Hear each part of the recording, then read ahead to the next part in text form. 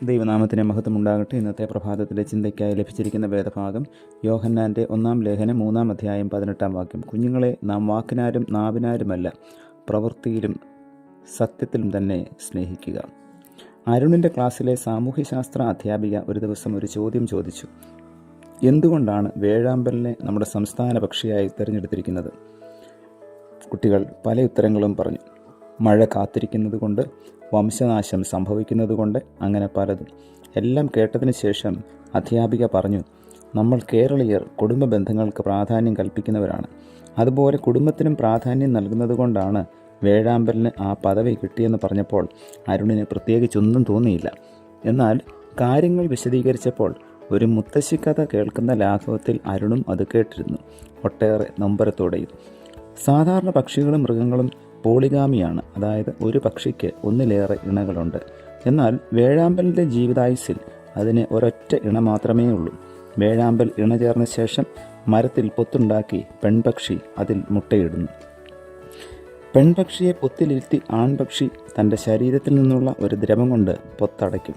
കൊക്കിടാൻ വേണ്ടി ഒരു ദ്വാരമുണ്ടാക്കിയ ശേഷം ആൺപക്ഷി കാടായ കാടൊക്കെ തേടി നടന്ന് ഭക്ഷണം കൊണ്ടുവന്ന് പെൺപക്ഷിക്ക് ആ ദ്വാരത്തിലൂടെ കൊടുക്കും. മുട്ട വിരിഞ്ഞു കഴിയുമ്പോൾ കൊക്ക് വെളിയിലേക്കിട്ട് പെൺപക്ഷി ഒരു പ്രത്യേക ശബ്ദം പുറപ്പെടുവിക്കും. ഉടൻ തന്നെ ആൺപക്ഷി വന്ന് കൂട് കുത്തിപ്പൊട്ടിക്കുകയും അമ്മയെയും മക്കളെയും സ്വതന്ത്രരാക്കുകയും ചെയ്യും. ഒരു പക്ഷേ ഇര തേടി പോകുന്ന വഴിക്ക് അച്ഛൻ പക്ഷി മരിച്ചു പോയാൽ അമ്മക്കിളിയും കുഞ്ഞുങ്ങളും കൂട്ടിൽ കിടന്ന് മരിക്കും. നിശബ്ദമായ തേങ്ങലോടെ അരുണ കഥ കേട്ടിരുന്നു. വഴിക്കണ്ണുമായി അച്ഛനെ കാത്തിരിക്കുന്ന ഒരമ്മയും വിശന്ന് കരഞ്ഞ് തളർന്ന കുഞ്ഞുങ്ങളും അരുണിൻ്റെ മനസ്സിൽ ഒരു നീറ്റലുണ്ടാക്കി. കുഞ്ഞുങ്ങൾ സ്വന്തം വീടുകളിൽ പോലും സുരക്ഷിതമല്ലാത്ത ഈ ലോകത്ത് വേഴാമ്പൽ എത്ര ഉദാത്തമായിട്ടാണ് കുടുംബം എന്ന സങ്കല്പം നമുക്ക് കാട്ടിത്തരുന്നത്. ഇവരുടെ സ്നേഹം നമ്മെ പഠിപ്പിക്കുന്നത് എത്രയോ വലിയ പാഠമാണ്. നാം നിസ്സാരമെന്നും ചെറുതെന്നും കരുതി ഒഴിവാക്കുന്ന പലതും, അതിലും പല പാഠങ്ങളുണ്ട്.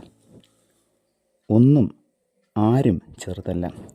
അവയിലെ നന്മയും മൂല്യങ്ങളെയും തിരിച്ചറിഞ്ഞ് മാതൃകയാക്കുന്നതാണ് മാനവികത എന്ന സന്ദേശത്തോടു കൂടെ ആ സാമൂഹ്യ പാഠ ക്ലാസ് അവസാനിപ്പിച്ചു. പ്രിയമുള്ളവരെ, നെഞ്ചിലേറ്റി നടക്കാൻ ഇഷ്ടപ്പെടുന്ന അസ്വസ്ഥതകൾ നമുക്ക് എല്ലാവരിലുമുണ്ട്. അതിലൊന്നാകട്ടെ ഈ വേഴാമ്പലും. പ്രാർത്ഥിക്കാം. പ്രിയ കർത്താവേ, ലഭിച്ച സന്ദേശത്തിനായി നന്ദിയോടെ സ്തോത്രം. ഞങ്ങളുടെ കുടുംബ ബന്ധങ്ങൾ പരിശുദ്ധമായും പവിത്രമായും സൂക്ഷിക്കുവാൻ തക്കവണ്ണം അവിടെ ഞങ്ങളെല്ലാവരെയും സഹായിക്കണമേ. സ്നേഹത്തിൽ അന്യോന്യം സ്നേഹിപ്പാൻ തക്കവണ്ണം അവിടുന്ന് കൃപ ചെയ്യണമേ. പുത്രൻ്റെ നാമത്തിൽ പ്രാർത്ഥന കേൾക്കണം പിതാവേ. ആമേൻ.